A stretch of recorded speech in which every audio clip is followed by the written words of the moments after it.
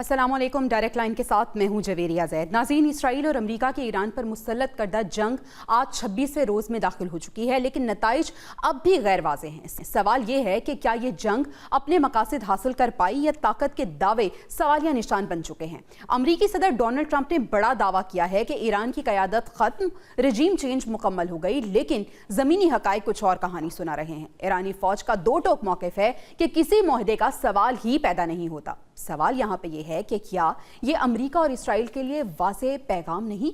मशरिक़ वुस्ता में कशीदगी बरकरार है, तेल की कीमतें मुसलसल बुलंद हो रही हैं, आलमी मईशत दबाव का शिकार है। ये जंग सिर्फ मैदान तक महदूद नहीं बल्कि पूरी दुनिया की मईशत को अपनी लपेट में ले चुकी है। हालिया रिपोर्ट के मुताबिक इस जंग के बाद और तवानाई की बढ़ती हुई कीमतों के बाइस अमरीकी सदर ट्रंप की मकबूलियत में वाज़ेह कमी हुई है। सवाल यहाँ पे ये भी है कि क्या ये अवामी रद्द-ए-अमल है या पॉलिसी की नाकामी नजर आता है। इसके साथ ही अमरीका के अंदर से भी मुख्तलिफ आवाज़ें उठ रही हैं। साबिक CIA सरबराह अमरीका और इसराइल की बजाय ईरान के मौक़िफ़ को ज़्यादा काबिल एतमाद करार देते हैं। सवाल फिर उठता है कि क्या ये बयानिए की जंग में एक नया मोड़ है। बात करें अगर वतन अजीज़ की, पाकिस्तान ने कशीदगी कम करने के लिए अमरीका और ईरान के दरमियान सालिसी की पेशकश की है। वज़ीर आज़म शहबाज शरीफ और फील्ड मार्शल सैयद आसिम मुनीर की बसीरत, सिफारती और स्ट्रेटेजिक हिकमत अमली से पाकिस्तान एक मरतबा फिर आलमी सतह पर तवज्जो का मरकज़ और उभरती हुई ताकत के तौर पर सामने आ रहा है। तो दूसरी जानिब भारतीय वज़ीर आज़म नरेंद्र मोदी की पॉलिसीज़ पर सवालात उठने लगे हैं और भारत खित्ते में तन्हाई का शिकार होता दिखाई दे रहा है, कॉर्नर होता दिखाई दे रहा है। यहाँ सबसे अहम सवाल यह है कि क्या मुज़ाकरात की पेशकश महज सिफारतकारी है या एक नए पावर सेंटर का ऐलान है। इन्हीं तमाम सवालों के जवाब जानने के लिए पैनल मेरे साथ मौजूद है। पैनल का तारुफ मैं आपसे करा देती हूँ। डॉक्टर मारिया सुल्तान साहिबा डिफेंस एनालिस्ट हमें ज्वाइन कर चुकी हैं। Air commando retired Khalid Chishti साहब डिफेंस एनालिस्ट हैं, हमारे साथ ही मौजूद हैं। और स्टूडियोज़ में नसीर वागा साहब ने हमें ज्वाइन किया। आप तीनों मेहमानों का बहुत शुक्रिया अदा करना चाहूँगी। डॉक्टर मारिया सुल्तान साहिबा, डिस्कशन का आगाज़ मैं आपसे करना चाहती हूँ। डॉक्टर साहिबा, हम देख रहे हैं कि जंग का आज 26वां रोज़ है। एक तरफ हम ईरान की बात अगर करें तो ईरान ने जंगबंदी के हवाले से कुछ शराइत अपनी सामने रखी हैं। फिर खुफिया तौर पर यह भी समझ आ रही है कि अमेरिका जो है वो कुछ नुकात भिजवाने की कोशिश कर रहा है ईरान को। लेकिन इस सब के बीच में पाकिस्तान की बात करना बहुत ज़रूरी है, क्योंकि पाकिस्तान ने सालिसी का किरदार अदा करने की पेशकश की है। आप क्या समझती हैं कि पाकिस्तान का जो किरदार है वो कितना अहम है, कितना अहम होगा, और इसके साथ आपको लगता है कि एक नए सिफारती पावर सेंटर के तौर पर पाकिस्तान उभर रहा है? देखिए, इसमें तो कोई दो राय नहीं है, क्योंकि जो मशरिक़ वस्ता की सूरत हाल है उससे जो चीज़ वाज़ेह तौर पे उभर रही है वो ये कि अगर जंग अगले मरहले में दाखिल होती है तो सिचुएशन बहुत ज़्यादा गंभीर हो सकती है।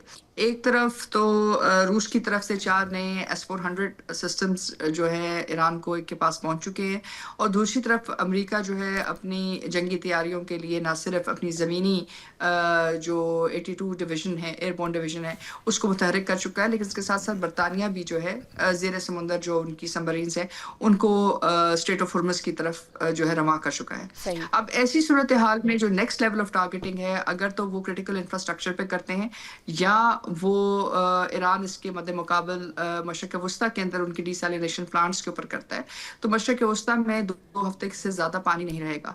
इसका मतलब ये कि जो तमाम वहाँ की आवाम है उसकी सबसे बड़ा जो चैलेंज है, गवर्नेंस चैलेंज जो है वो बहुत बड़ा होगा। वो ऐसे ही है जैसे कि ये जो ममालिक हैं तकरीबन 10 साल पीछे चले जाएं। अगर शायद ये 5 से 6 महीने में अगर जंग बंद होती है तो उसके बाद शायद रिकवर कर सकें, लेकिन इसका इम्पैक्ट को अंडरस्टैंड करना एक छोटी बात नहीं है। दूसरी तरफ जो अमेरिका के पास एक बर्तरी थी F-35 की कि वो और इजराइल के पास कि वो शायद ईरान के ऊपर मुख्तलिफ किस्म के ऑफेंसिव हमले कर सकते थे एयर डिमेंशन की तरफ से। अगर S-400 मुतहरिक होता है और ये चारों तरफ लग जाता है जैसे कि वो कह रहे हैं, तो ये इतना आसान नहीं होगा अमेरिका के लिए कि वो इन ऑफेंसिव्स को जारी रखे उसी सतह पे जिस तरह वो चाहते हैं। अब ऐसी सूरत हाल में जो लोग पहले इस नेगोशिएशंस में रहे हैं, वो एक तरफ ओमान थे, ओमान जो है उसको ईरान के करीब समझा जाता है, और दूसरी तरफ JCPO के ममालिक थे जिसमें यूरोप और नेटो के ममालिक आते हैं। यानी एक तरफ जो लोग पहले सालिसी का किरदार अदा कर रहे थे वो अमेरिका के साथ کھڑے ہوئے نظر آتے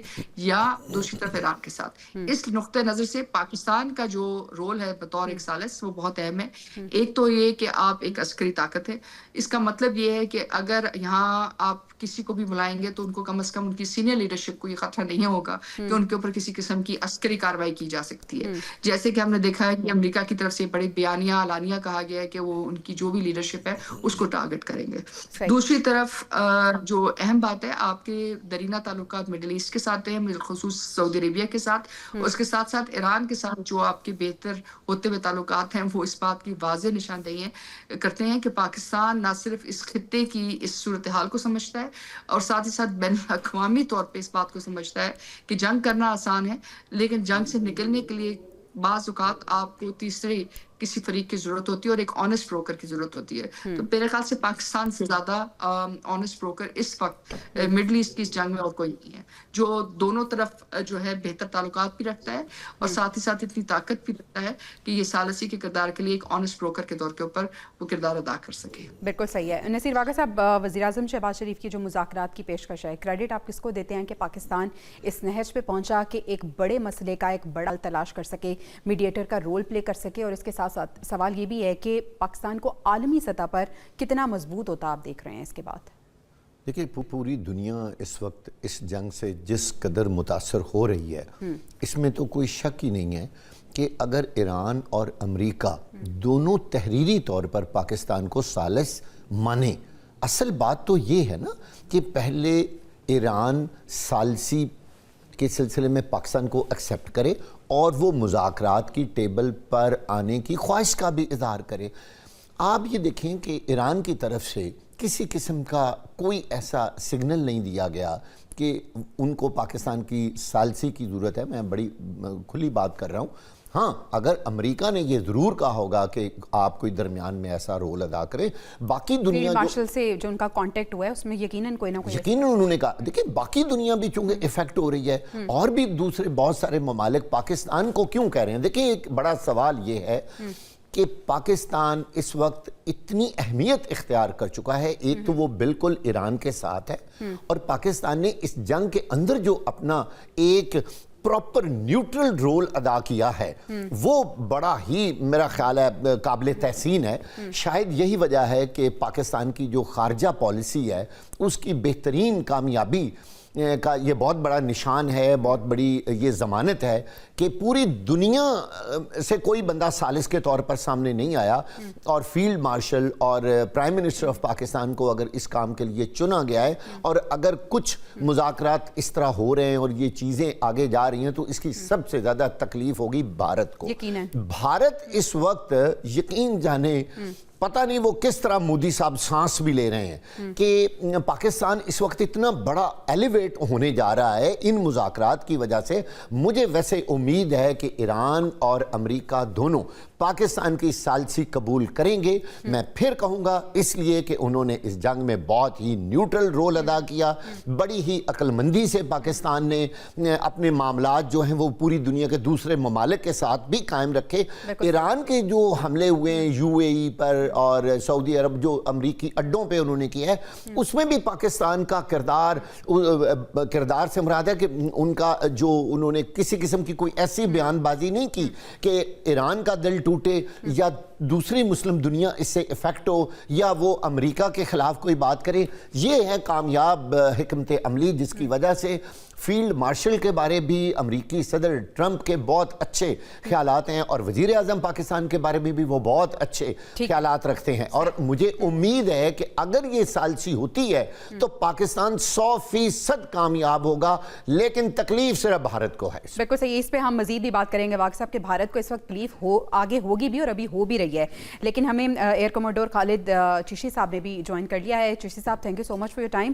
سر, آپ پاکستان کے کردار کو کس طرح سے دیکھتے ہیں؟ پاکستان نے تو وزیر اعظم صاحب کی اگر بات کریں تو انہوں نے کہا ہے کہ پاکستان مشرق وسطیٰ میں جنگ کے خاتمے کے لیے بامقصد مذاکرات کی میزبانی کے لیے تیار ہے. کیا دونوں فریق اس آفر کو ایکسیپٹ کریں گے؟ اور سر, ان دونوں فریق کے ایکسیپٹنس کے ساتھ ساتھ ایک تیسرا جو فریق ہے وہ بھی بڑا امپورٹنٹ ہے, وہ ہے اسرائیل. کیسے آپ دیکھتے ہیں پوری صورتحال کو؟ بہت شکریہ جویری, آپ نے انوائٹ کیا. بالکل آپ نے ٹھیک خود ہی پوائنٹ آؤٹ کر دیا کہ اس کے اندر سپوائلر ایک آلریڈی موجود ہے اور وہ ہے اسرائیل کی شکل میں. اور ظاہر ہے پاکستان سے جتنی اس کی پرانی ہسٹوریکل اینیمیٹی ہے وہ اتنا کمفرٹیبل بالکل نہیں ہوگا.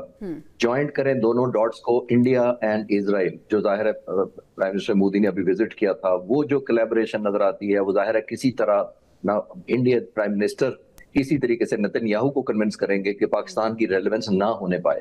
اور obviously اتنا بڑا پیس جس کے اندر آلموسٹ ساری دنیا انوالو ہے ڈائریکٹلی اینڈ ڈائریکٹلی, اور کم از کم افیکٹڈ ضرور ہے, تو اگر پاکستان اس میں کنٹریبیوٹ کر پاتا ہے اور ایون بٹھا بھی لیتا ہے, چاہے نتیجہ نہ بھی نکلے کوئی, وہ بھی بہت بڑی پاکستان کی ویلیو ایڈ ہوگی. پہلی تو یہ ہمیں کلیئر کرنا چاہیے, ایک ایلیمنٹ آف پرائیڈ ہوگا کہ اتنے ڈائیورجنٹ قسم کے خیالات, اتنے ڈائیورجنٹ قسم کے وار آبجیکٹو رکھنے والے ملکوں نے پاکستان کو ثالثی کے لیے چنا. پہلے تو یہ بڑے پرائیڈ کی بات ہے. ہم دعا گو ہوں گے کہ یہ کامیاب بھی ہو جائیں اگر پاکستان, لیکن ہیونگ سیڈ دیٹ چیلنجنگ بھی ضرور ہوگا. ظاہر ہے پاکستان کا جو انفلوئنس ہے وہ اس طرح ڈکٹیشن نہیں ہے جس طرح پریزیڈنٹ ٹرمپ نیگوشیشن کراتے ہیں ملکوں کے دوران, اور ان کو بلی بھی کرتے ہیں, وہ کوئرشن بھی کرتے ہیں, تھریٹ بھی کرتے ہیں, ٹیرف کی دھمکیاں بھی دے کر وہ فیصلہ کراتے ہیں. ہماری ایک پوزیشن بڑی تھن لائن ہوگی. تھن لائن کا مطلب یہ ہے کہ ایک طرف امریکہ ہے, ایک طرف نیبرنگ ایران ہے, اور دوسری طرف عرب ممالک ہیں جو ظاہر ہے ہمارے پاس ٹرسٹ بھی کرتے ہیں. سب سے بڑی تو کوالیفیکیشن دنیا میں جو نیگوشیٹ کرواتا ہے وہ ہوتی ہی یہی ہے کہ آپ اتنے کریڈیبل ہوں کہ جو نیگوشیشن کے لیے کانفلکٹ کرنے والے تمام گروپ ہیں وہ آپ کو قابل اعتماد سمجھیں, ایک کمفرٹ لیول پہ ہوں, اور ان کو ایٹ دی اینڈ اگر جنگ ختم ہو جاتی ہے تو سب کو ٹیک ہوم ون ون لگنا چاہیے. یہ بڑا امپورٹنٹ ہوتا ہے. اور نیگوشیشن کے دوران کیونکہ پلسز مائنسز ہوتے رہتے ہیں تو پاکستان کو بڑا چیلنجنگ رول ہوگا کہ کسی کو یہ احساس نہ ہو کہ ایک سے دوستی کا مطلب دوسرے کی ناراضگی ہے. بالکل صحیح ہے. ڈاکٹر مانی صاحب, اب یہ جو چیلنج کی بات کی ہے چشتی صاحب نے, آپ کتنا اگری کرتی ہیں پاکستان کے لیے کتنا یہ چیلنجنگ ہوا, اور اس چیلنج سے نکلنے کے لیے یقیناً پاکستان کی تیاری بھی بھرپور ہونی چاہیے, کیسے دیکھتی ہیں آپ؟ دیکھیں چیلنجنگ تو ہے, لیکن جو بہت اہم بات ہے وہ یہ ہے کہ دونوں جو طاقتیں ہیں اس وقت, چاہے ایران ہے چاہے امریکہ ہے, وہ اصلی طور پہ ابھی دوران جنگ ہے, جنگ ختم نہیں ہوئی ہے, پہلی بات. دوسری بات یہ ہے کہ اس صورتحال میں آپ کو ایک ایسی جگہ چاہیے جو آپ محفوظ بھی سمجھیں, جو آپ یہ بھی سمجھیں کہ جہاں آپ کے اوپر آپ کی بات چیت پہ کوئی کسی قسم کی کوئرژن نہیں ہوئے گی, نہ امریکہ کے اوپر نہ ایران کے اوپر. یہ بہت اہم ہے. اور تیسری جو سب سے بڑی بات ہے, جو سب سے بڑے اس میں سائلنٹ افیکٹیز ہیں, وہ پاکستان کا جو ریلیشن شپ سعودی عربیہ کے ساتھ ہے, ایس ٹی ایم میں, اور اس کے علاوہ جو باقی مشرق مشترکہ ممالک ہیں, ان کو بھی اس بات کا انداز ہو رہا ہے کہ اگر جنگ یہاں نہیں رکتی اور یہ جنگ آگے جاتی ہے تو اس کا جو امپیکٹ ہے وہ صرف اور صرف ایران اور امریکہ یا اسرائیل تک نہیں جائے گا. جو بیک بون ہے ایک طرح سے سعودی اور جو مشرق وسطیٰ کے ممالک ہیں ان کو افیکٹ کرتی ہے. اب ایسی صورتحال میں یہ ایک چھوٹی بات نہیں ہے. اس کا مطلب یہ کہ سیکیورٹی اور ڈیفنس کے پوائنٹ آف ویو سے بھی اور انٹرنیشنل نیگوشیشنز کے پوائنٹ آف ویو سے بھی مشرق وسطیٰ کے جو باقی ممالک ہیں وہ بھی یہ سمجھتے ہیں کہ پاکستان ایک آنےسٹ جگہ ہے. یعنی پہلی دفعہ جو نیگوشیشنز یا ثالثی کا جو کردار ہے وہ یورپ میں نہیں ہو رہا, ناروے یا فن لینڈ یہ کام نہیں کر رہا ہے, یا آپ کو ہندوستان یہ کام کرتے ہوئے نظر نہیں آ رہا, بلکہ پاکستان. اور اس کا مطلب یہی ہے کہ آپ کی جو امپورٹنس ہے مشرق وسطیٰ کے لیے, ان کا یہ جو غرور ہے یا ان کا یہ فیتھ ہے کہ ایٹ لیسٹ یہاں جو چیز بات ہوگی وہ کسی صورت جو ہے وہ ریجن سے باہر یا ریجن کے انٹرسٹ کے خلاف نہیں ہوگی. اور اسی طرح ایران کے ساتھ جو پاکستان کے تعلقات ہیں وہ بھی بہت اہمیت کے حامل ہیں. پاکستان کی واحد ملک ہے جو سب سے پہلے جس کی شپ جو ہے وہ آئل لے کے آئی, سب سے مطلب واحد ملک ہے جس کا شکر جو ہے ایرانین پارلیمنٹ نے ایک دفعہ نہیں ملٹیپل ٹائمز کیا. اور اس کے علاوہ جو دوران جنگ بھی ایران مختلف اوقات میں پاکستان کا شکریہ ادا کرتا رہا ہے. اس کا مطلب یہ ہے کہ اس پہ پاکستان کے ساتھ جو تعلقات ہیں, پاکستان کی جو ایک طرح سے کوششیں ہیں امن کے لیے, اس کو تمام سائڈس ریپرزینٹ کر رہی ہیں اور انڈرسٹینڈ کر رہی ہیں. لیکن اس سے بھی بڑھ کے جو تمام علاقائی طاقتیں ہیں وہ اس بات کی اہمیت کو سمجھ رہی ہیں کہ پاکستان ایک ریجنل نیٹ سٹیبلائزر کے طور پہ موجود ہے, اور پاکستان کی وجہ سے شاید وہ تمام آپشن سٹیبل پہ آ سکیں جو ریجن کا اس وقت مقصد ہے. دیکھیں امریکہ, اسرائیل اور ایران ایک طرف, لیکن جو ریجنل سیکیورٹی اور پیس کی ایسپریشنز ہیں وہ ایک طرف. तो पाकिस्तान वो रोल भी अदा कर रहा है और ये बहुत अहम है। बिल्कुल सही है। वाक़ई साहब, अब सवाल यही है कि ये जो स्पॉइलर है इसमें इसराइल, क्या वो चाहेगा कि मुज़ाकरात हो जाएं, क्योंकि अमेरिका तो फेस सेविंग चाह रहा है। ईरान की अगर हम बात करें तो अपेरेंटली ईरान अभी मुज़ाकरात के हक़ में नहीं है और वो बात यही कर रहा है कि जो भी डोनाल्ड ट्रंप बात करें उसमें कोई सदाकत नहीं है और कोई हमारे मुज़ाकरात नहीं हो रहे। कितना ज़रूरी है अमेरिका और ईरान के लिए मुज़ाकरात के टेबल पर बैठना, और फिर वही सवाल इसराइल का किरदार क्या रहेगा इसमें? एक चीज़ पे हमें गौर करना होगा कि भारत और इसराइल के जो डॉट्स हैं वो बहुत ज़्यादा मिलते हैं। भारत इस वक्त जो खेल खेल रहा है पूरी दुनिया में इस जंग के हवाले से, वो किसी सूरत भी ये जंग बंद करने की उसकी किसी किस्म की कोई नीयत या कोई ख्वाहिश या कोई किरदार नहीं है। एक बात मैं आपको बताऊं कि जो सालिस होता है ना, जो मीडिएटर होता है, उसका नेक नीयती होना बहुत ज़्यादा ज़रूरी है। सही। दूसरी बात सच्चाई, और तीसरी बात गैर जानबदारी। इस वक्त जो अरब ममालिक हैं जिस खित्ते में हम बैठे हुए हैं, वो सब लोग पाकिस्तान को यकीनी तौर पर सालिस जान के, मान के, सुन के खुश हो रहे हैं। अमेरिका और ईरान के दरमियान ये जंग पूरी दुनिया के लिए, इस जंग बंदी की इतनी ज़्यादा अहमियत है, इतनी ज़्यादा ज़रूरी है कि आप देखें हर आए रोज़ हमारे खित्ते समेत पूरी दुनिया में किस तरह महंगाई ऊपर जा रही है, लोगों का म्यारे ज़िंदगी किस बुरी तरीके से गिर रहा है। यकीनी तौर पर जंग कोई भी नहीं चाहता। जंग तबाही का नाम है, इंसानों के खात्मे का नाम है। लड़ाई और जंग ये कभी भी इसको पॉजिटिव नहीं देखा गया। लेकिन जिन हालात में इसराइल ने और अमेरिका ने ईरान पर हमला किया है, मैं पहले भी एक बार बता चुका हूँ, पूरी दुनिया ने उन वजूहात को अभी तक एक्सेप्ट ही नहीं किया कि जिन बातों को बेस बनाकर यहां हमला किया गया है।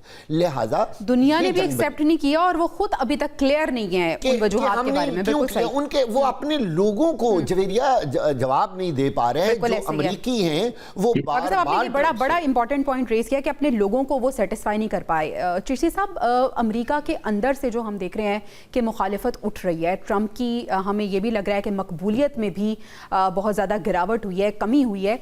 ये इस जंग का अब तक जो नुकसान है वो अमेरिका को कितना हुआ है, और क्या यही वजह है कि अमेरिका फेस सेविंग चाह रहा है? जवेरिया, देखिए, दो डायमेंशन के तौर पर अमेरिका को नुकसान हुआ है। एक तो पर्सनली प्रेसिडेंट ट्रंप को हुआ है, जो जितनी ज्यादा उन्होंने हाइप क्रिएट की थी और अपने आप को कहा था कि हम इनविंसिबल हैं, इनवर्नरेबल हैं, हमें तो कोई शिकस्त नहीं दे सकता, हम तो चंद घंटे में एक मुल्क का सदर उसकी बीवी को उठाकर रातों रात अमेरिका ले आते हैं। तो उन्होंने ओवर कैलकुलेट की। नंबर वन, ये हमारी वॉर स्ट्रैटेजी के अंदर हम ये पढ़ते हैं और मैं पढ़ता रहा, तो हमें ये कहा जाता है कि इस तरह की जब क्विक विक्ट्री आपको हासिल होती है, रातों रात जिसको कहते हैं फतह हासिल हो जाए या कामयाबी हासिल हो जाए, उसके अंदर एक बहुत बड़ा खतरा छुपा होता है, और वो होता है आपका मिस कैलकुलेट करना, एक इसको एडिक्शन के तौर पे ले लेना और इसको एपेटाइजर समझ लेना। आप समझते हैं कि क्योंकि फिर आप मेन डिश ऑर्डर करते हैं, जैसे आपने ईरान की ऑर्डर की और वही शॉक और सरप्राइज हुआ। तो प्रेसिडेंट ट्रंप ने मिस कैलकुलेट किया और समझा कि ये जो एपेटाइजर मैंने किया है, या जो मिलिट्री को, देखिए डॉक्टर मारिया बैटी, हम पुराने कलीग्स फ्रेंड्स रहे हैं, तो हम पढ़ते पढ़ाते रहे कि मिलिट्री हर मकसद के लिए, हर जगह के लिए और हर वक्त के लिए नहीं होती। मिलिट्री को बाज दफा आपने यूज इतना डिस्क्रीटली करना होता है कि आप थ्रेट से भी काम निकलवा लेते, लेकिन जब आप अनफोल्ड कर देते हैं जंगें, तो फिर आपके रिस्पांस पे डिपेंडेंट दुश्मन की हो जाती है कि जंग एंड कैसे होनी है। अब आप देखिए, एक महीना पहले हम सोच सकते थे कि ईरान इतनी ज्यादा डिस्ट्रक्शन करवाने के बावजूद शरायत क्या रख रहा है और कितनी सख्त शरायत रख रहा है। तो आई थिंक प्रेसिडेंट ट्रंप के लिए embarrassment military point of view से भी हुई है। अपनी जो मिथ अमेरिका की टूटी, वो भी बहुत बड़ा नुकसान हुआ है। और सबसे बढ़कर, जैसे मैंने कहा, कि वो जो इनविंसिबल उन्होंने खुद डिक्लेयर किया था, उसके ऊपर भी सारे लोगों ने और खासतौर पर अमेरिका में डाउट होने शुरू हो गए। नाज़रीन, डिस्कशन का सिलसिला जारी रखेंगे, लेकिन यहाँ पे एक ब्रेक शामिल करनी है। पैनल मेरे साथ ही मौजूद है, please stay with us. Welcome back नाजरीन। ईरान जंग के हवाले से हमारी डिस्कशन का सिलसिला जारी है। जी डॉक्टर साहिबा, आप मशरिक़ वस्ता में स्टेबिलिटी आप देख रही हैं? अगर जंग बंदी होती है तो यकीनन दोनों तरफ से कुछ शराइत रखी जाएंगी। ईरान ने अपनी शराइत सामने रखी हैं, आपको लगता है कि ये शराइत मानी जा सकती हैं? और अगर मान भी लिया इन शराइत को, तो कौन अश्योरिटी दे सकता है कि ये अपनी बात पे स्टैंड करेंगे?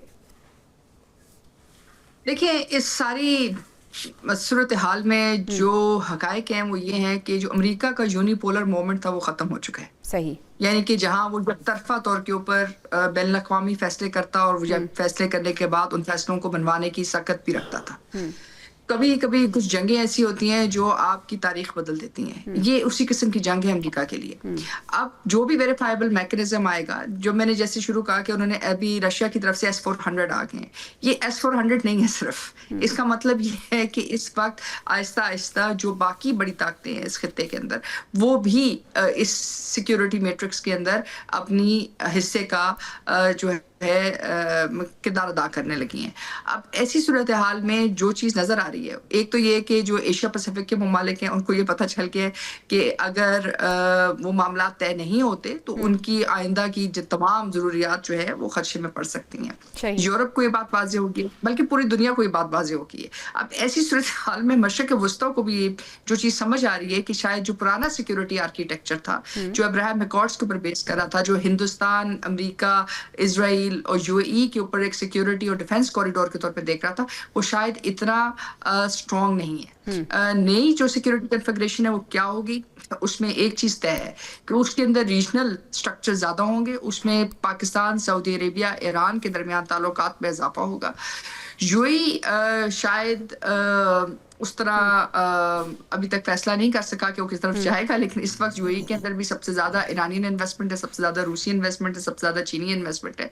यानी कि एक तरह से जो फाइनेंशियल ब्लैक मार्केट है वो यूएई के अंदर से गुजर रही है। तो इस वक्त अमेरिका का भी बहुत बड़ा चैलेंज होगा, क्योंकि इतना नुकसान उन्होंने भी उठाया है। देखिए, ये कहना आसान बात है, लेकिन अमेरिका की तमाम बेसेस, तमाम लॉजिस्टिक बेसेस, समुद्र के अंदर चाहे जमीन के अंदर, उन सबको ईरान ने टारगेट की। उनकी टारगेटिंग का मतलब ये है कि अमेरिका को बतौर वो एक बैन अवी ताकत थे, यानी कि एक इंटरनेशनल पावर, सुपर पावर थे, लेकिन उन्होंने एक रीजनल जंग लड़ी। रीजनल जंग बतौर एक रीजनल पावर लड़ी, जिसमें वो इतनी हद तक कामयाबी हासिल नहीं कर सके।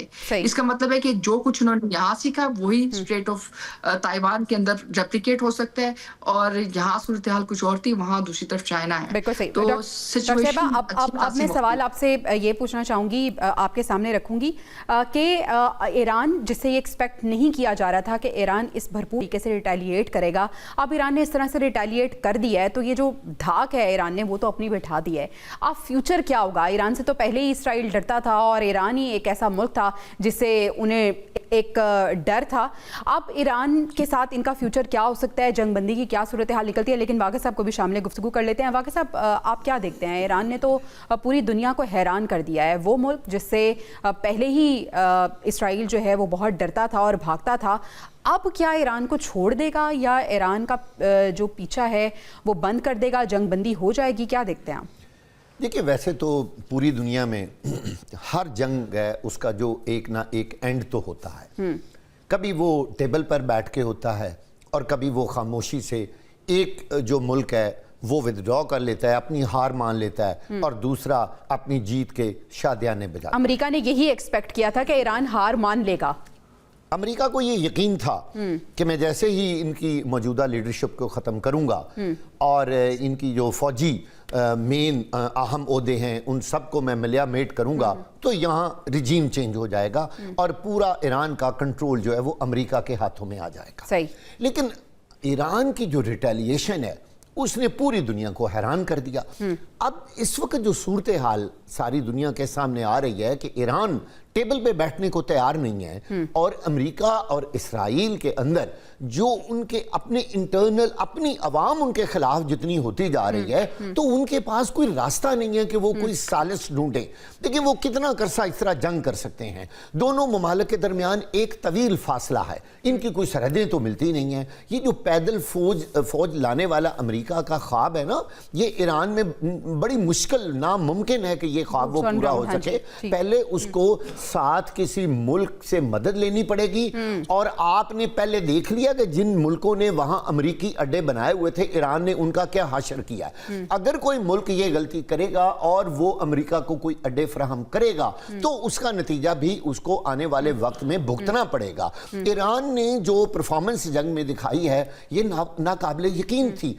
इस वक्त भी उनके अंदर जितना कॉन्फिडेंस है اور یوں لگتا ہے کہ پوری دنیا کو وہ یہ بتانا چاہتے ہیں کہ ابھی تک ہمارے پاس جنگی سامان، ہمارے میزائل، بیلسٹک میزائل، ہمارے پاس جہاز، ہمارے پاس بے تحاشا ابھی سامان موجود ہے جو شاید انڈر گراؤنڈ ہے، اور ہم اسرائیل کو ملیامیٹ کر دیں گے۔ اسرائیل جو سب سے زیادہ اس کو اس وقت تکلیف ہو رہی ہے وہ یہ ہے کہ یہ ان سین سارا کچھ اس کے لیے ہوا، ان کو اندازہ ہی نہیں تھا کہ یہ سارا کچھ ہوگا، اور وہ مزید اس بات سے خوف زدہ ہیں کہ پتہ نہیں آنے والے وقت میں ایران ہمارے ساتھ کیا کرنے جا رہا ہے، اور اگر ایران اسی طرح اپنے حملوں میں تیزی جاری رکھے گا تو یقین جانے کہ اسرائیل کی تباہی ساری دنیا دیکھے گی، اور ایک وقت آئے گا۔ آج میں آپ کو بتا رہا ہوں جیسے یہ امریکہ اور اسرائیل کی کئی چیزیں اس وقت آپ کو علیحدہ علیحدہ نظر آ رہی ہیں۔ اسرائیل کہتا ہے کہ جی ٹرمپ اپنی مرضی کے بیانات دے رہا ہے، ہم تو صلح نہیں چاہتے۔ دیکھیں نا یہ کیسی دھراڑیں ہیں۔ اگر یہی امریکی عوام اس وقت ٹرمپ سے پوچھ رہی ہے جن کی خاطر آپ نے جنگ کی ہے وہ تو یہ باتیں کر رہے ہیں، تو آپ بتائیں نا، آپ نے آنا ہے نا مڈ ٹرم الیکشنز میں، ہم آپ کو بتائیں گے، آپ بتائیں آپ نے کون سا وہاں سے یورینیم نکالا ہے، آپ نے اتنے ایرانی لوگوں کو جو شہید کیا ہے، آپ بتائیے اس کا رزلٹ کیا نکلا ہے، اور امریکہ نے اس کے کتنے بلین ڈالر انہوں نے اپنا نقصان ادا کیا۔ بالکل ایسے، اور عوام یہی سوال ٹرمپ سے کر رہی ہے کہ آخر ہمارا کیا قصور ہے، آپ کسی کی جگہ خود کیوں ملوث ہو گئے۔ صاحب اب سوال میں آپ سے یہ بھی کرنا چاہوں گی کہ اس وقت جنگ بندی کی ضرورت ایران کو کتنی ہے؟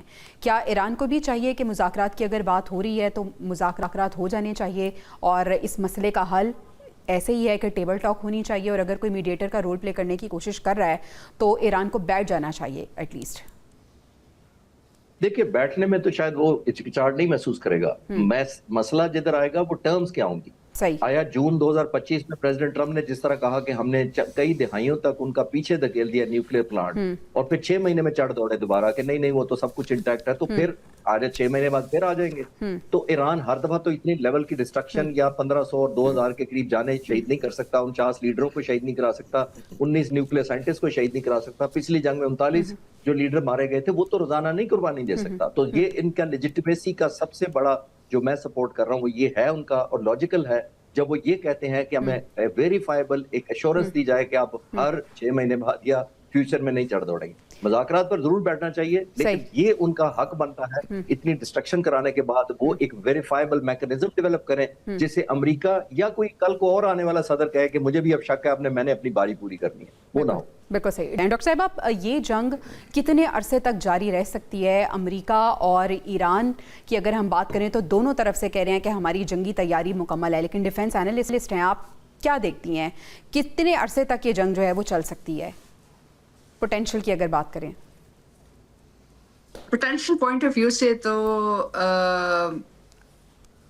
یہ کا جنگ کم از کم اگلے 6 مہینے تک چل سکتی ہے، اچھا، اگر اس میں کوئی نیگوسیشنز نہیں رکتی ہیں۔ دیکھیں جنگ جو ہے وہ ریزالو کے تھرو چلتی ہے، اور ریزالو اگر آپ دیکھیں ایران کا اس وقت تو اس میں کوئی کمی نہیں ہے۔ دوسری طرف جو ایران کی معاونت کرنے والے ممالک ہیں اس کے اندر روس ہے، اس میں چین ہے، یعنی کہ جو دفاعی اعتبار سے جو ان کو ہائی ٹیک اکوپمنٹ بھی فراہم کر سکتے ہیں اور باقی چیزیں۔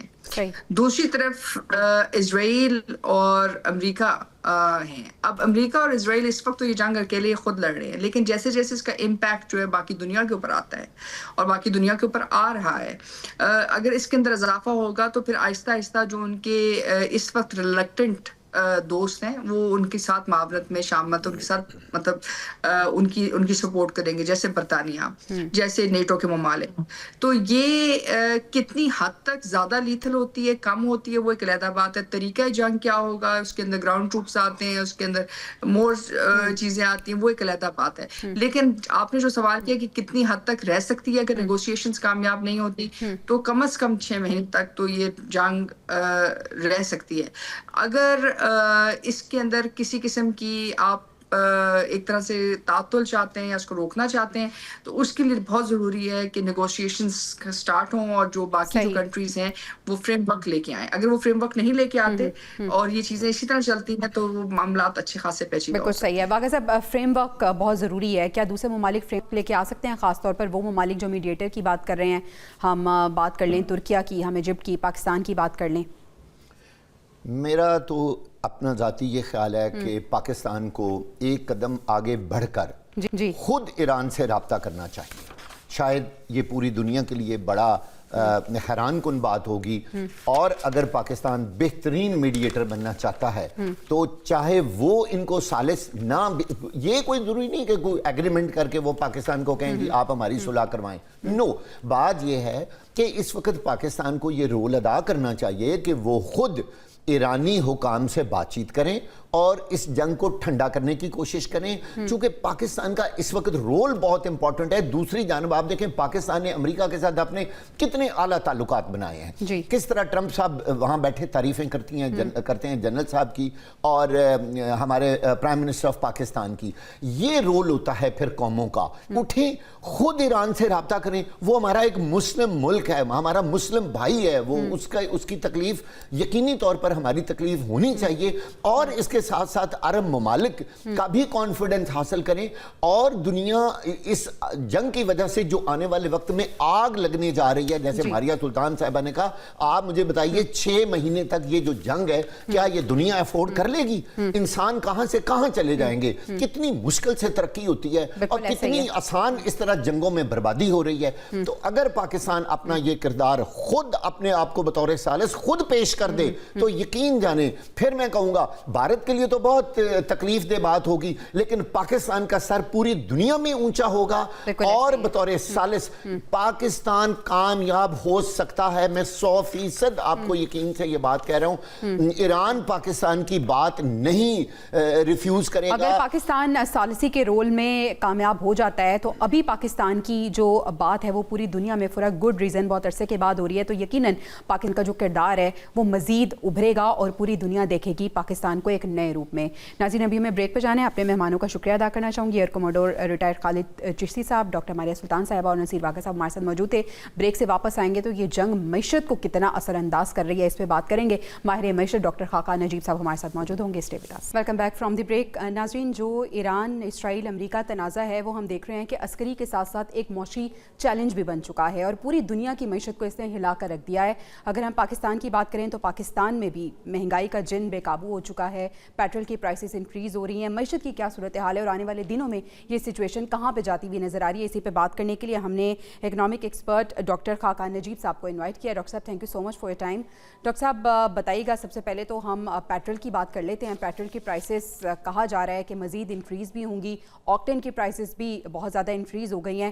آنے والے دنوں میں ہم کیا دیکھ رہے ہیں؟ کیا پیٹرول ملے گا؟ نہیں ملے گا تو کتنی پرائس میں ملے گا؟ لوگ خاصے پریشان ہیں اور پوچھنا چاہ رہے ہیں کہ کیا ہونے جا رہا ہے. بسم اللہ الرحمن الرحیم. دیکھیے جویریہ، ان دی اینڈ تو یہ ڈیپینڈ کرے گا کہ یہ جو کانفلکٹ ہے اس کی ڈیوریشن کیا ہوتی ہے. اگر تو یہ اس ہفتے میں کوئی تصفیہ جس کی طرف باتیں شروع ہوئی ہیں، جس کی طرف ڈپلومیسی شروع ہوئی ہے، کوئی دکھتا نظر آیا، کچھ اسٹیٹ آف ہارموز جہاں سے 20% دنیا کا تیل اور 20-25% ہی LNG گزرتی ہے، اس میں سے کچھ جہاز نکلنا بھی شروع ہوئے ہیں.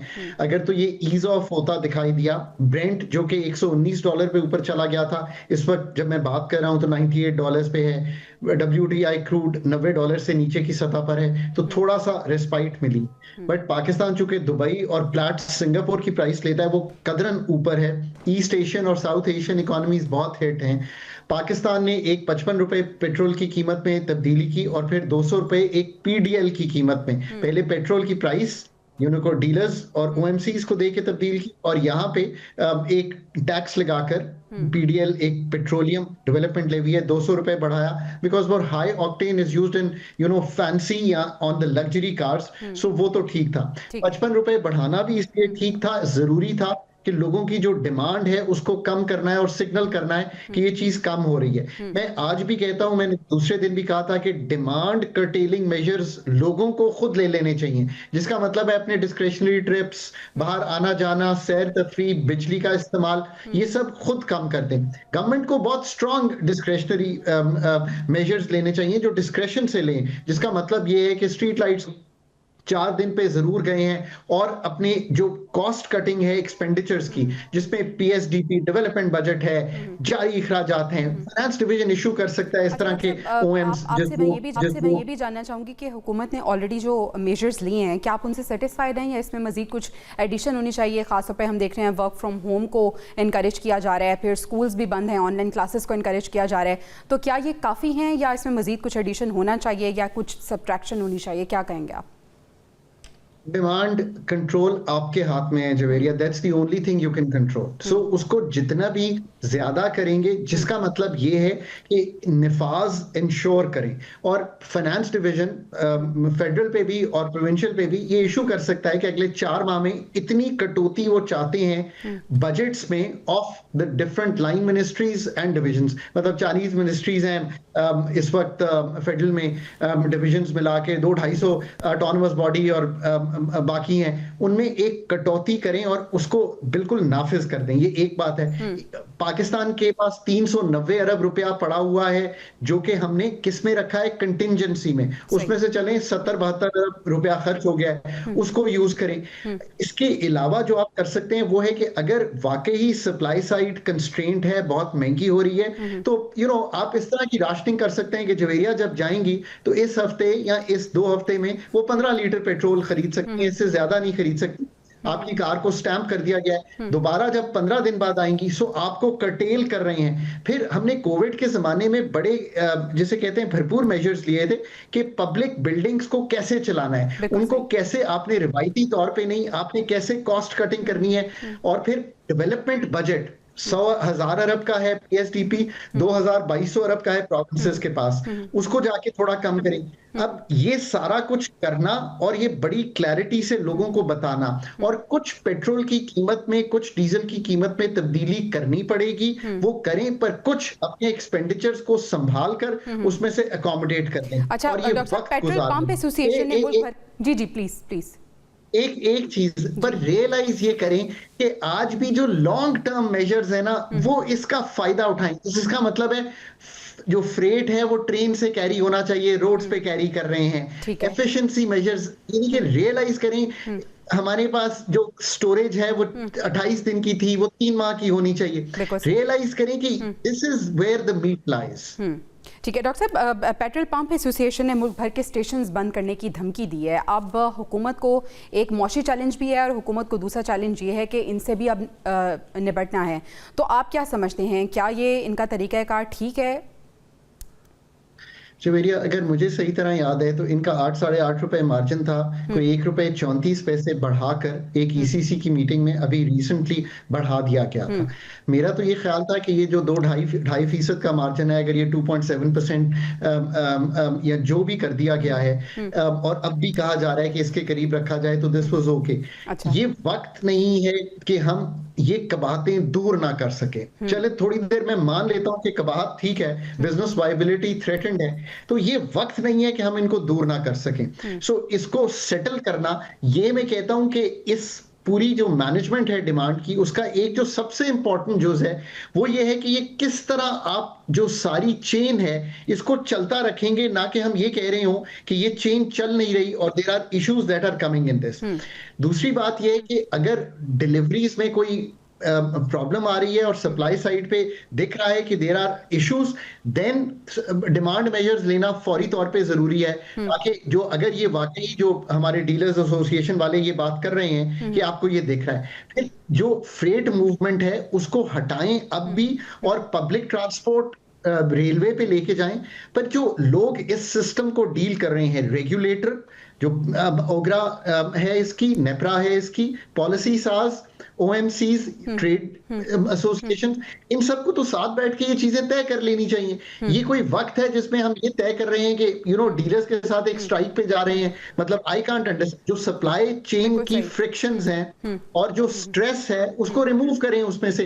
I mean I can't understand कि हम मार्केट मतलब ब्रेक डाउन या ब्लैक मार्केट या growth slow down in areas को डील ना कर पा रहे हैं। डॉक्टर साहब, यानी ये टाइम है हमें सोल्यूशन निकालना है, ना कि मजीद हमने प्रॉब्लम्स जो हैं वो उसे क्रिएट करना है। मैं आपसे पूछना चाहूँगी कि आम जो तनख्वाहदार तबका है वो तो पहले ही पिसा हुआ है महंगाई से, महंगाई जो है उसको आप कितना मजीद बढ़ता हुआ देख रहे हैं? क्योंकि अगर ये जंग बंदी हो भी जाती है, जिसके अभी आसार नहीं नज़र आ रहे, मुज़ाकरात की गो के बात हो रही है, लेकिन सर अगर जंग बंदी हो भी जाती है तो इसके कितने दूरस्थ नताइज होंगे जो मईशत पर पड़ने वाले हैं? और महंगाई को आप किस तरह से देख रहे हैं? आम आदमी क्या तैयार रहे मजीद महंगाई के लिए? पाकिस्तान का जो इकोनॉमिक इम्पैक्ट है वो कई जगह पे आपको दिखाई देगा, रेमिटेंसेस में दिखाई देगा, एक्सपोर्ट पे प्रेशर आएगा, ओवरऑल ग्रोथ स्लो होगी, महंगाई एक इम्पॉर्टेंट जुज है, बिकॉज जो पेट्रोल 55 रुपए बढ़ा है, इससे मेरा ख्याल है 1-1.5% जो CPI यानी कि कंज्यूमर प्राइस इंडेक्स जो इस दफा का आएगा मार्च का, वो पिछली दफा से जो कि 7% पिछली दफा बढ़ा था ओवर लास्ट ईयर फरवरी में, मार्च में बढ़ा हुआ होगा। जो सेकंड राउंड इफेक्ट्स हैं, ट्रांसपोर्ट, फूड, इस सब को देख के, रमजान को देखते हम हो सकता है नियर डबल डिजिट्स चले जाएं, जिसका मतलब है कि कीमतें औसतन 10% के करीब बढ़ सकती हैं कंपेयर टू लास्ट ईयर। इसीलिए मैं लोगों को कहता हूं, आपके हाथ में आपकी डिमांड मैनेजमेंट है, आपका तर्जे जिंदगी है, आपका एनर्जी एफिशिएंसी है, आपका डिस्क्रेशनरी ट्रिप्स को कम करना है। आपको इस वक्त 2 महीने ये सारा शॉक जो कि ग्लोबल है वो लगेगा, इसको मैनेज करना आप पे है और पूरे पब्लिक सेक्टर पे है, एग्जीक्यूटिव पे है, हर एक पर है। पर आप अपना घर जो है यही समझ के करें कि अभी ये चलेगा शॉक तकरीबन मे बी another 2 months जो कि ये इसमें निकलेगा। मार्केट डिसिप्लिन इन सब के लिए बहुत जरूरी है। इंस्पेक्शंस की होर्डिंग ना हो रही हो, क्रैक डाउन ऑन इलीगल। मैं सबको कहता हूं कि आप IEA की साइट पे जाएं, वेबसाइट पे, ये इंटरनेशनल एनर्जी एसोसिएशन है, उन्होंने 10 चीजें बल्कि क्लियर की हैं। Work from home, reduce your speed on travelling, private car की बजाय एक्सेस करें पब्लिक ट्रांसपोर्ट से, कार शेयरिंग को इंक्रीज करें, फ्रेट डिलीवरी को इंप्रूव करें, LPG को ट्रांसपोर्ट पर यूज करें, और ये जो घर पे आप फॉर एग्जांपल LNG या गैस नहीं होगी तो इलेक्ट्रिक चूल्हों पे चले जाएं, यानी कि मॉडर्न कुकिंग सॉल्यूशंस, और आखिर में इंडस्ट्रियल फ्यूल की स्विचिंग करें और पूरी इंडस्ट्रियल एफिशिएंसी करें। ये है सब कुछ आपके हाथ में, जो आपने प्राइवेट सेक्टर ने करना है। पब्लिक सेक्टर को भी इसी को फॉलो करते हुए मैं एम्फसाइज करता हूं कि ये message to the 250 million people of Pakistan है कि उन्होंने क्या करना है, और गवर्नमेंट के तो हमने मेजर सामने रखे ही हैं कि उन्होंने अपने एक्सपेंडिचर्स में किस तरह कटौती करनी है। मैं आपसे करना चाहूंगी, ये जो मेजर्स जिनकी आपने भी बात की, जिस वेबसाइट की भी बात की कि इंटरनेशनली भी ये कुछ रूल सेट किए गए हैं और कुछ डायरेक्शंस दी गई हैं, आप क्या देखते हैं कि ये जो मेजर्स हैं या ये जो डायरेक्शंस हैं ये शॉर्ट टर्म होनी चाहिए या it will become new normal, और हम आवाम को ना सिर्फ पाकिस्तान के बल्कि पूरी दुनिया के जो लोग हैं अब इसे एक न्यू नॉर्मल के तौर पर लेकर चलना है, उसको प्रोलॉन्ग करना है हमने? That's a truly good question. Energy efficiency is the best energy policy. तो अगर हम इससे ये सीख जाएं कि हमें एनर्जी एफिशिएंसी की पूरी जो जैसे कहेंगे फ्रेमवर्क में जाना है पाकिस्तान के, which means फ्रेट अगर रोड पे बहुत महंगा कैरी हो रहा है तो हमें रेलवे को ठीक करना था। सो अगर आप ये वाकई सीख जाएं सारा कुछ, तो ये तो बहुत ही अच्छी बात है। लोग अपना तर्ज जिंदगी बदल लें, इससे अच्छी क्या बात होगी? अगर हुकूमतें अपनी पॉलिसी साजी को इंप्रूव कर लें तो इससे अच्छी क्या बात होगी? और आखिर में मैसेज तो सबको पता चल गया है ना कि इंडस्ट्रियल पॉलिसी, इकोनॉमिक ग्रोथ, उसका जो सबसे अहम जुज है वो एनर्जी सिक्योरिटी है, एनर्जी इंडिजिनाइजेशन, यानी कि कोल पाकिस्तान का, समुंदर की हवा